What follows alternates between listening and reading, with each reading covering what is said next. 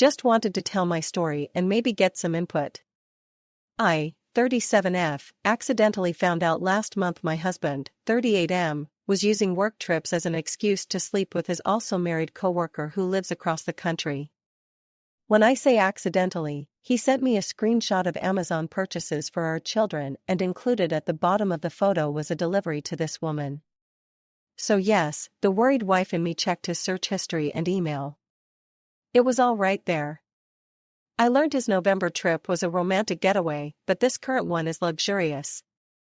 A spa resort, complete with couples massages, couples cooking classes, and monogrammed bathrobes from Etsy.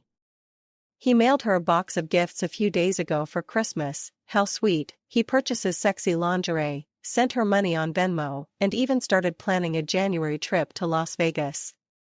I was furious when I learned all this, but I kept my composure. My plan: he left this morning for his work trip, but before he left I gathered all evidence of his affair. I spent 4 weeks collecting emails, credit card statements, reservations, and confirmations. I wrote him a 10-page letter, put it in an envelope and taped it inside the lining of his suitcase. I plan on sending a group text to him and his mistress right after check-in telling them to enjoy their trip. I will also inform them that a letter is in his suitcase and that I want a divorce. I wrote a special section just for her, and I want to make sure she sees it, so I will be emailing her the letter as well. He is currently in the air. My group text goes out this evening. Stay tuned. Update. His flight landed 1.5 hours ago. He told me he would text me when he landed, and he has yet to do so. I have texted him twice, they were delivered but not read. I checked our phone records and he texted both me and her during his layover. His email shows no Uber receipt from his final destination airport to his hotel. She must have picked him up. Something I probably should have clarified in my OP. She lives in the state he is visiting. So he flew alone. I will be sending a group text to both him and his mistress in 2 hours, as that will be 4 p.m. their time and check-in. Update number 2. Sent pictures of our children and he did not respond. FYI, he is in the middle of the desert. My texts are going through green, which puts a monkey wrench in my plan for a group text to him and his mistress. Need suggestions? Should I call the hotel? Connect right to their room. I worked so hard for this, it has to be tonight. Help. Update number 3. Thank you to everyone standing by and waiting. My best friend has come to my house to help me through this. It seems my texts are going through green, undelivered, but when my friend tried it is blue and delivered. He has blocked me. I guess that helps his guilt. The plan now is to call the hotel. We'll wait a few minutes after check-in to make the call. Very soon. Please stand by. Update number 4. Like most of you predicted, he does not care. He had 0 answers for my questions. That was the MOT hurtful part. But guess what? I have all the emotional support and economic support, so I'm not mad. Every question I asked he had no response, because his mistress was sitting there. I suspect when he is home alone with me, his answers will be different. I have made sure that he will not emotionally and financially fuck me because I have secured support from family and friends. He can go fuck himself. Update number 5. Called his hotel room. Talked to his mistress and finally lost my shit. He ended up calling me a few minutes later and had 0 empathy. I'm shocked, but I'm not. He said a divorce was in order and fought me on nothing. I expected him to be sad, he was not, but that's okay. I started packing up his shit. I have some great friend who helped me put everything in the garage. Good riddance? I guess so. The morning after. I wake this morning broken. My house is in shambles as I went on a rampage yesterday, ripping photos off the wall, throwing his stuff in piles on the floor, and breaking random objects in anger. Now that I've had a night's sleep, I feel that I am a bit clearer in my thinking as I analyze the conversation we had yesterday. He was different on the phone. That was not the man I know, but who was the man I've known? Because everything was a lie. The only thing he cared about on the phone was getting the kids. Which is perfectly okay, he should want to see his kids. But he refused to answer any question I had or admit to anything. I personally feel his lack of remorse was because he was sitting in front of his mistress. If I confronted him at home, this would not have been his reaction. When he comes home Monday night, I expect to see a different man. Also, in my conversation with the mistress, I learned she is recently separated. I called my mom. That was hard. While she and my dad have always been loving and supporting, it was hard to make that phone call. I felt like a failure. I know it wasn't my doing, but to admit that I made a poor choice in a spouse was difficult. Was this all because of a mistake I made 13 years ago? Honestly, it doesn't matter. I have 2 days to empty my house of his things. Who do I tell? Do I call his dad? Do I tell his mother? Best friend? Work buddies? I wish there was a manual on how to do this, because I'm lost. Even with all my preparation, I'm still humiliated. Luckily, he did not take his house keys when he left. So no need to change the locks, I'll be removing his keys and sending him on his way. I don't plan on seeing him when he gets home Monday night. Doors are locked, everything you own is in the garage, have your people talk to my people and I'll see you never. Preparing for the return. My friends and family have been wonderful. I am so fortunate to have such great people in my life. Yesterday, they came to help me move all of his clothing to the garage. His collectibles were all packed up and sitting here, waiting to be appraised. It took a very long time and I was exhausted afterwards, but it was necessary. I honestly don't think he expects me to have gone to such great lengths to remove him from my life. Because I was so emotional when I confronted him, there is a chance that he thinks I will want to reconcile. Fat chance, buddy. His flight lands a little before 10 p.m. tonight. When he Ubers back home, the doors will be locked. He told me on the phone he was just getting his car and leaving. I will be holding him to that. Something I should have mentioned earlier, the house is in my name only. He had no credit when we first started looking, so everything is in my maiden name and purchased by me. Health insurance, car insurance, cell phones, utilities are all in my name. The only thing his name is on is his car. I think he realizes now that could all come back to bite him. I don't want a messy divorce, I'm willing to listen to his demands and try and meet in the middle on as many things as possible. He obviously doesn't care anymore, so I'm going to do my best to not care and treat this like a business deal. The dust has settled. It's been a few days since his return. For a man who so diligently planned a secret retreat with his mistress, he took no time to plan for his return home. He has been living in the basement since Monday. I allowed him to watch the children open gifts on Christmas, but he has since returned to the basement. We have contacted 3 mediators and have appointments next week to start the mediation process. It's obviously over. We had a conversation/argument upon his return and he actually asked about reconciliation. I laughed. I laughed uncontrollably. Of course he pushed blame, stating that our marriage has been over for a long time. Well, that's news to me. His actions of an affair were selfish and avoidant. He didn't want to have that hard conversation with me about counseling or divorcing, and this route was easier and a lot more fun. Let's face it, he likes the attention of 2 women loving and pining over him. Well, I'm not longer playing that game. She wins, and oh what a prize he is. I have been amicable about talking about the terms of our separation. My biggest hang-up is her. He may continue seeing her, and I have questions about her character. What kind of woman/mother cheats with a man she knows is married and knows has children?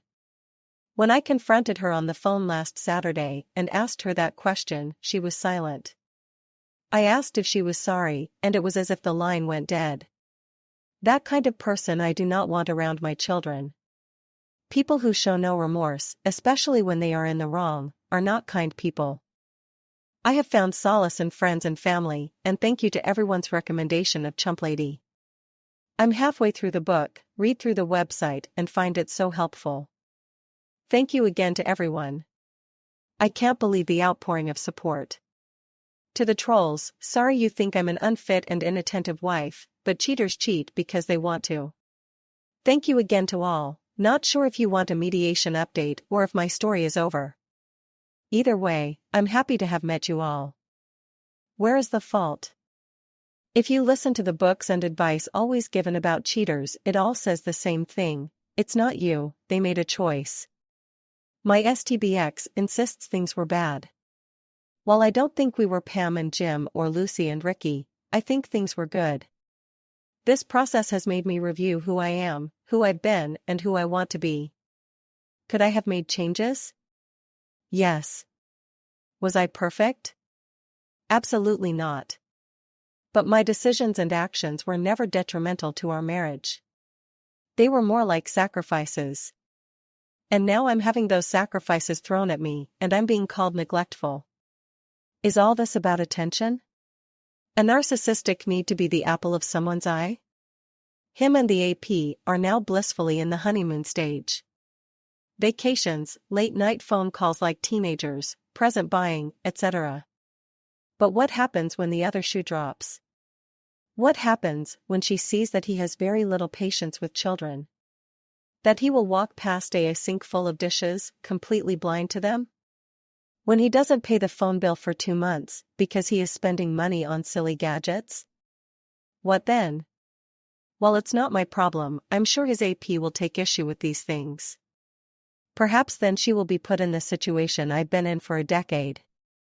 Should she be the glue and hold it all together, or should she neglect responsibilities for his neediness? I've been told by him, someone who is having a relationship and spending large sums of money on someone else, that I'm at fault. Perhaps, but what about the decades of cleaning up your messes? Maybe if I would have had 2-hour conversations with him every night, things would be different, but to be honest, I'm happy I'm here. Now reflecting back, I see how underappreciated I was. How neglected I was. All these years I thought I was helping, but I was really being taken advantage of, and this affair is no different. Just a word of advice to all the mess cleaners, excuse makers, and spouse sheltering people reading this. Stop. Stop now. I've learned that all the helping is simply them learning how to manipulate you. Draw that line in the sand. Prepare for an uncomfortable situation when they start to stumble under the pressures of real life. But don't lose yourself.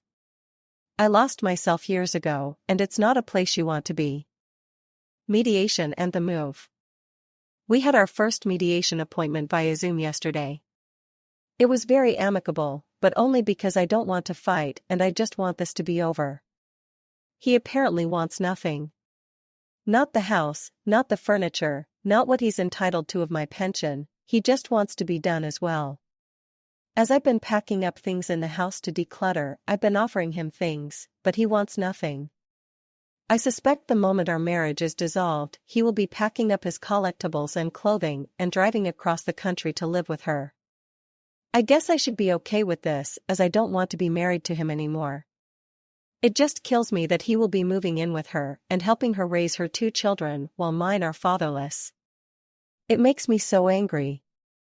Seething. The man who was abandoned by his father is now doing the same thing. Something he said would never ever happened because of the mental issues it has given him today.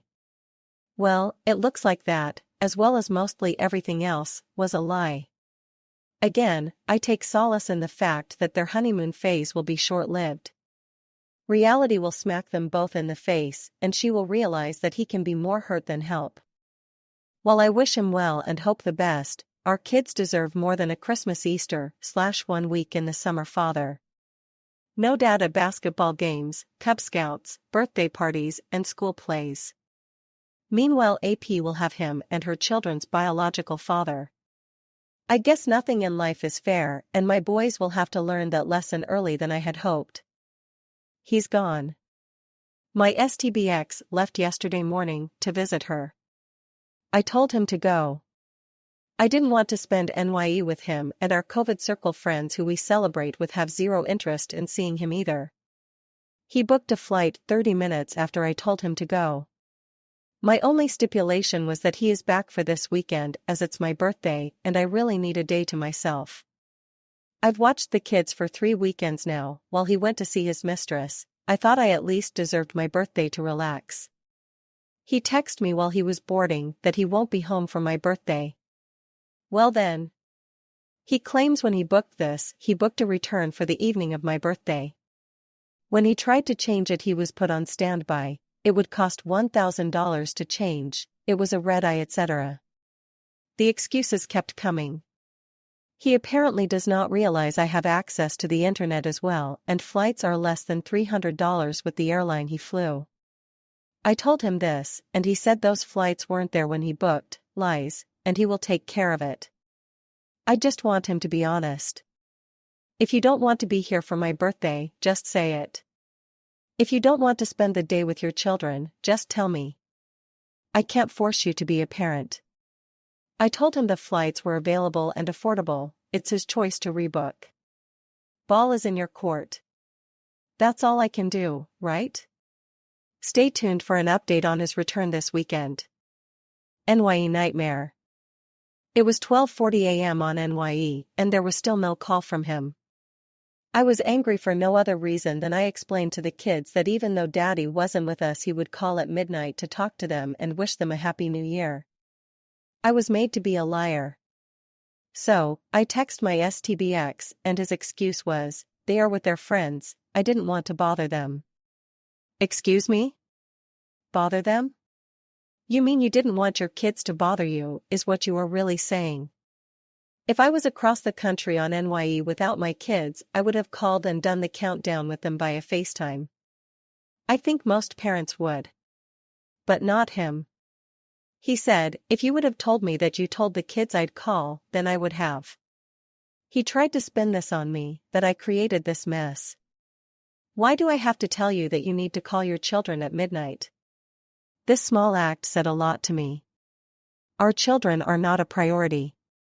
I guess he didn't want to ruin his perfect vacation at his new girlfriend's house with her children. He has a nice new family now. Today is my birthday, and he returns this evening. I told him in my NYE text that I will speak to him on the 12th, our next mediation meeting, because I'm done.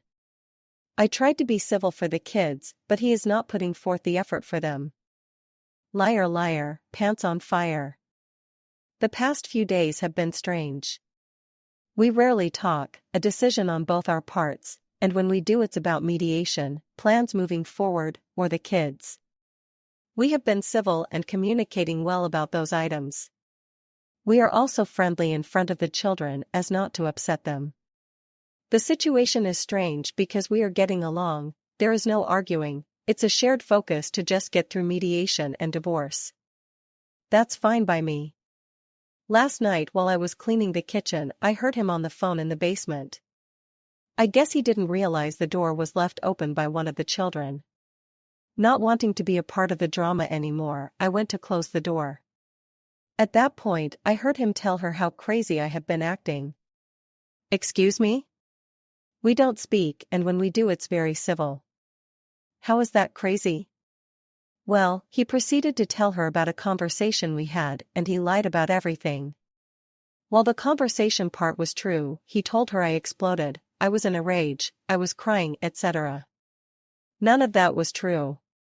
He explained how he laughed in my face at my rage, also not true, because there was no rage. I had told him a while back before the NYE debacle that I would start dating eventually, and he proceeded to tell her that I was bragging about guys I'm meeting. So far from the truth. I slammed the basement door. I'm sure he knows I heard. So I ask, why the need to lie and make me a villain? We aren't staying together, I have no reason to fight with you anymore, that's why we are paying a mediator. Why start lying to your new girlfriend that you love? How is that a good way to start a relationship? I don't know what is happening here. This is my concern, this woman and him are in love and want to start a life together. Okay, that's fine, God bless and congrats. But, this woman only knows me by the stories, which I'm assuming are all lies, he has told her about me. If he does move across the country to be with her, how can I trust a woman who hates me because of misinformation to treat my children properly? I don't care if she hates me personally, I'll still sleep fine at night, but now I'm worried about sending my kids in the summer to stay with them. I want to confront him about this, but I know I can't. Maybe it's not that I can't, but I don't know how.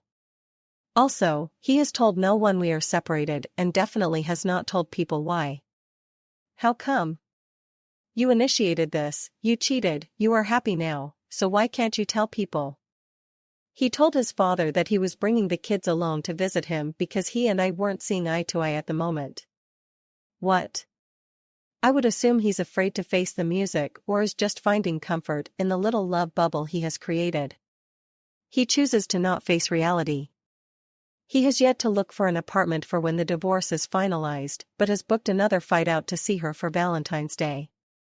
He is refusing to face reality, and it's so frustrating. Mediation and empty promises. Yesterday was our second mediation appointment. While it was amicable, there was some obvious tension. The tension was not on my end, but more on his. Let me explain. During our first mediation, we brought up the topic that he might move out of state. At yesterday's meeting, I asked what we would do about custody if he moves to this particular state. When I mentioned the state by name, the mediator was confused. This prompted her to ask him why the state that is so far away. His answer? Well. Then silence. He couldn't put into words the fact that he was leaving to be with his girlfriend. I had to finally chime in, realizing we are paying by the hour that he was moving to be with his girlfriend. I realized later that was the first time he had semi-confessed to having an affair and a girlfriend to anyone. If you love this person so much, why can't you just say it out loud? That whole situation confuses me. Anyway, when it comes to dollars and cents, I will be fine. He will also be fine. He will have enough to do what he needs, and so will I. We have agreed to a physical custody scenario that allows him weekend and dinner visits. Fine by me, I want my boys to have their father. But, the situation becomes a bit more difficult when he moves. While he said yesterday he plans to stay here at least a year, I doubt that will actually happen. When he does move across the country, he wishes to return for one weekend of every month to see the boys. Again, I'm fine with this scenario, but where will he stay that weekend? He has no family. Will he just be taking the boys to a hotel? Again, I don't think he actually thought this through. This is a problem we will tackle when he does decide to move. Lastly, the mediator said it could take about 2 months to finalize everything. He and I spoke after the session to go over some facts and figures, and I brought up the tentative finalization date of our marriage. I told him how 2 months is a good amount of time to save some money and find an apartment, to which he agreed. I also reminded him about his promise to not return to visit her until our divorce is finalized or he has a place to live. He quickly became frustrated, telling me that he knew and tried to shut down the conversation. I told him I'm happy that we are on the same page, but I'm not budging. If you leave while you still live here, you cannot come back, that is something we both agreed to. Now the big question remains, who does he break a promise with? Obviously it's a win-win for me. Stay home and help me with the kids while you save $500 plus and move out quickly, or leave to visit her and I get you out of the house sooner. I'm happy with either decision. I just want to move on with my life and enjoy my moments with my children. Out for a swim. When I took this dive into the Reddit community, I had no idea where I would land. I thought my feet would hit shallow ground and I would be ankle deep on the banks in an uncomfortable swimsuit all alone.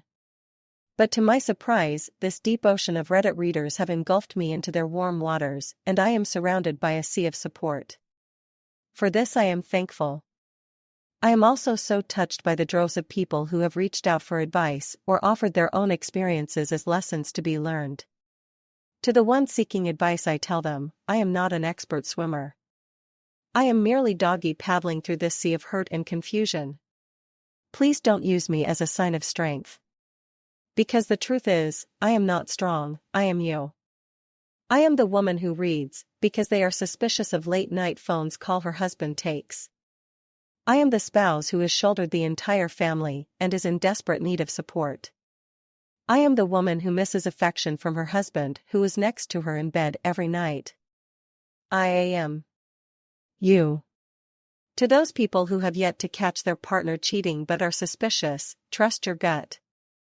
Cheating is a coward's choice, so be braver than them and face the truth. To the spouse who is the fixer and takes on every challenge, take a step back. When you help, even with good intention, you are actually just hurting yourself. To the spouse who has tried everything to receive physical attention from their partner but to no avail, their affection is probably going somewhere else. These are lessons I wish I could have told myself months, if not years ago. Listen to me. Or just listen to you. To the sharks in water who call me a bad mom, a crazy bitch, fake, or even just think I'm out of my mind, you will find no blood in this water.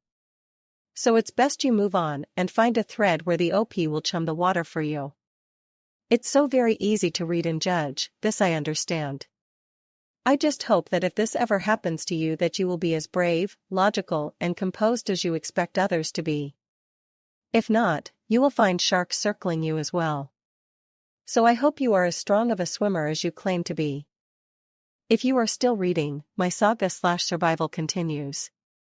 Our final mediation papers will arrive this week. We were able to settle everything at the last meeting on January 12th, and the documents just need our signature. After that, the divorce papers need to be served and filed with the county. Then we await our court date, which will be done via Zoom. Yes, a bit anticlimactic, but it will still serve its purpose of divorcing. He has started, finally, to look for an apartment, but nothing is to his satisfaction. Maybe he is being picky, or maybe he is comfortable living in the basement. Either way, once the divorce papers are stamped, he needs to be gone. He has started making phone calls to her during the day, and I can hear him giggling downstairs. I'm happy he is happy, I really am. That isn't passive-aggressive. I know I will be happy one day too, he just got there first and that's okay. I feel like my life is in limbo right now. I can't move forward because I'm chained to the past. I'm hoping his move will be soon. I suspect he wants out for February 1st so he can go visit her for Valentine's Day. I hope for his sake, and mine, that he makes his deadline. I will update again after I receive the mediation paperwork and divorce papers are served.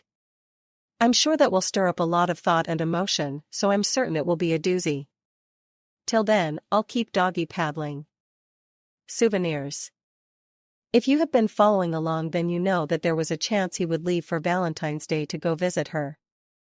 Well, he left this morning. He told the kids, "I'm going," as he walked out the door, leaving me to explain a few hours later that he had to leave to work when they started asking for him. I have learned that I can't have expectations. Just because I would try to be more honest with the kids doesn't mean he would. I was really proud of the fact that I didn't even engage him in the discussion/debate/argument of going. Yes, I had loudly vocalized some feelings a week ago when he told me he was going, but I have not engaged him about it since. All I asked was for his flight info so that I would know when to expect him back. He did not provide this information, maybe he thinks I'm not entitled to it. Either way, he left and I was fine. While we had the conversation multiple times, in which he agreed that he would not visit her again till he had an apartment, he has reneged on that agreement. Shocker. He claims that he has every right to be here, which he does legally, and he can do as he pleases. He put a down payment on an apartment a few days ago, but says he doesn't know when he is moving. What? The bills he pays in the house are less than the child support he will have to pay, so I think his decision to stay longer might be a financial one. I've offered him any piece of furniture he wants in the house. I even offered to pay for 1/2 of the cost of bunk beds for the boys. I just need him to leave. I have no idea why he is dragging his feet. But, I learned through a mutual friend and former work colleague of theirs that she recently had COVID. When I say recently, I mean the Board of Health from her state said she could stop quarantining 3 days ago. But what about her kids that are in the home?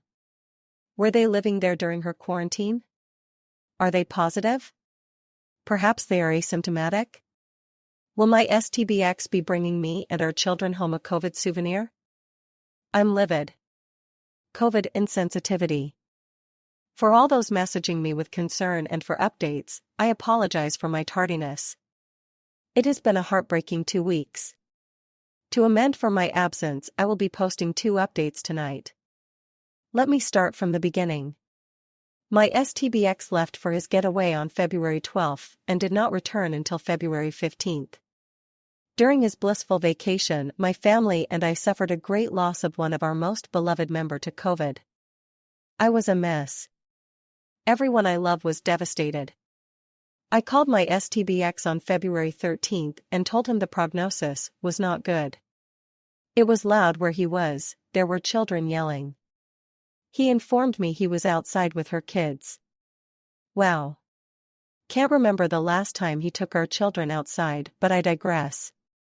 I shouldn't have expected him to care about my bad news, but he was concerned. I guess there is still a decent bone somewhere in him. That concern would not last long though. Upon his return, as he usually does, he schedules a COVID test. He scheduled one for 4 days after his return, but due to snow in our area, he did not go. This I understand, the weather cannot be controlled. Then he told me he rescheduled for 4 days later and then does not go. When I questioned him, his response was, "I feel fine." I suspected since she probably got a negative COVID test shortly before his arrival, he felt safe in not getting one. Not until Monday, March 1st, did he finally get tested. A full 2 weeks later. Why?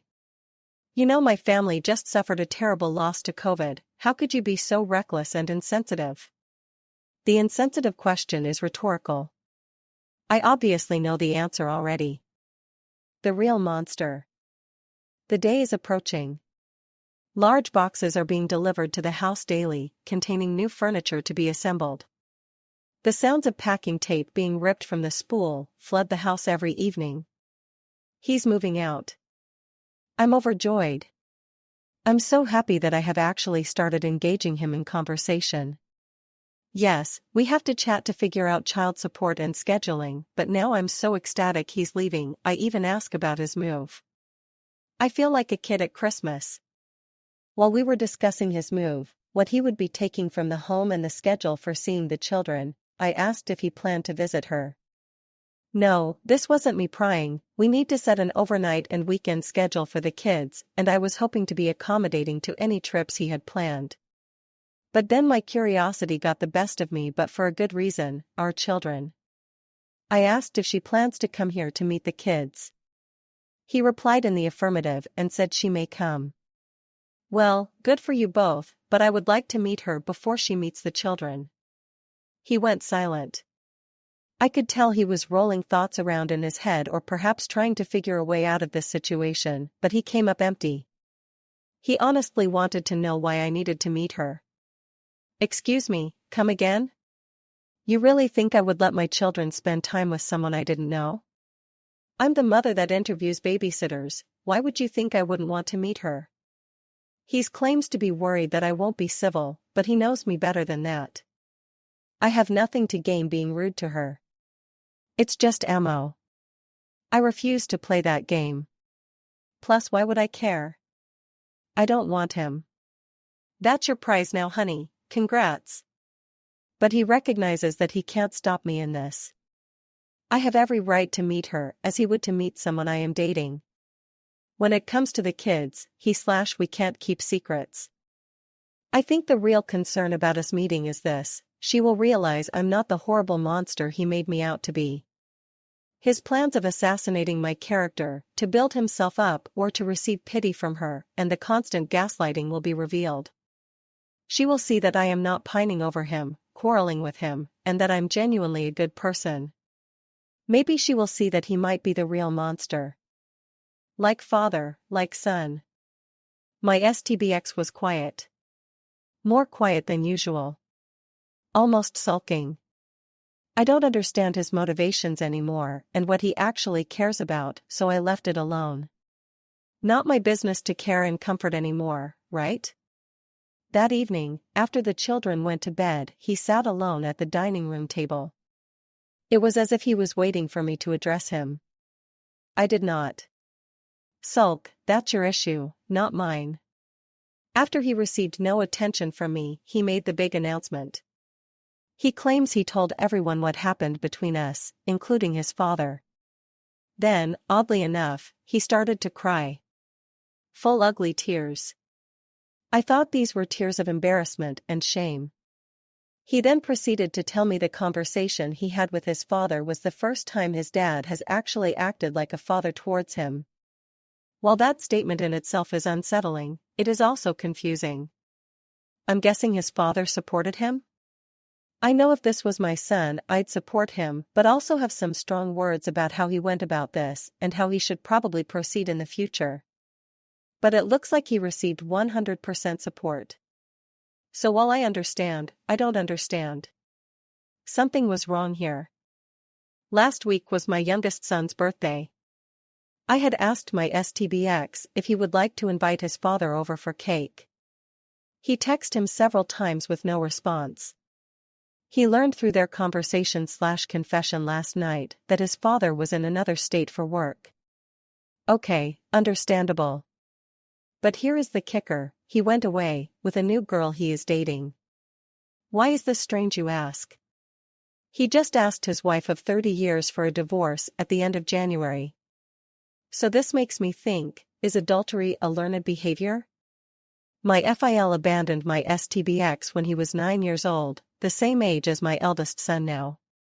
Is there a pattern here? Or is all this just a crazy coincidence? I could not help myself, I messaged my MIL. She confirmed they were divorcing. I asked if there was any infidelity, and she claims to her knowledge, no. But I know better. She said that my FIL started to withdraw from her. He started picking fights for no reason and avoided interacting with her last fall. Then in January, he said he wanted a divorce so that he could find himself. A man who is in his 60s, close to retirement, needs to find himself? Sounds like a cop-out to me. But now that I've learned there is another woman, which my MIL does not know, I understand that this bloodline of men are truly selfish and unfit partners. I know all the comments will tell me to tell my MIL about the infidelity on his part, and I plan on doing so. I just need a little more information before I break the news to her. Moving trucks and spilled tea. It happened. Finally. He's gone. My basement is so empty and quiet it echoes. The day he moved, a box truck pulled up to my house, and my children ran to the window to watch. I didn't know how to distract them as I was working. I was able to pull them away from the window with the promise of treats once they were at the table to do schoolwork. My youngest, though, would not budge. After 45 minutes of loading, the truck pulled away and my STBX drove off. My youngest came away from the window looking sad. I immediately talked to him and tried to comfort him. After a few moments, he asked, "Is the truck coming back?" I was confused. I told him that we were staying here and no one else was moving. Apparently he wasn't upset that Daddy was leaving, he just wanted the truck. I'm not sure how I should feel about this. I made appointments with a child therapist for both my kids. While they seem fine now, I'm not sure what the future holds for their mental state. I'm afraid this will be repressed and issues will arise down the road. His friends have been reaching out to me. Now that they know what happened, I'm getting text and Facebook messages asking how I am. I know in reality, they are just being nosy. They may care a little, but they just want me to spill the tea. Welp, I put the kettle on. I wasn't surprised to learn that my STBX wasn't completely honest with them. He failed to mention traveling during a pandemic to visit her. I guess that would make him look reckless? Selfish? Idiotic? The wives of his friends are in shock. They considered my STBX a friend that could be trusted, a man who had it all together. Basically, they trusted my STBX would be a good influence on their husbands. Boy, were they wrong. Concerning my MIL, I have not told her. This is because I don't have any real information. What I did tell her though, was to do some investigating to see if he is having an affair. This would be to her benefit as her state has adultery laws. They are still legally married and living in the same house, so to my knowledge, the law applies. But she seems hesitant. I think she is just afraid to find out the truth, and then she has to look at him every day. This I understand. No person's spouse should have to experience that. I know it was gut-wrenching for me, and perhaps many of you reading can relate as well. I just don't want to be the one to tell her. Perhaps this is because I'm still upset I had to find out on my own and my STBX was too much of a coward to come clean. Why should a cheating spouse get the thrill of cheating and be relieved of the burden of having to confess?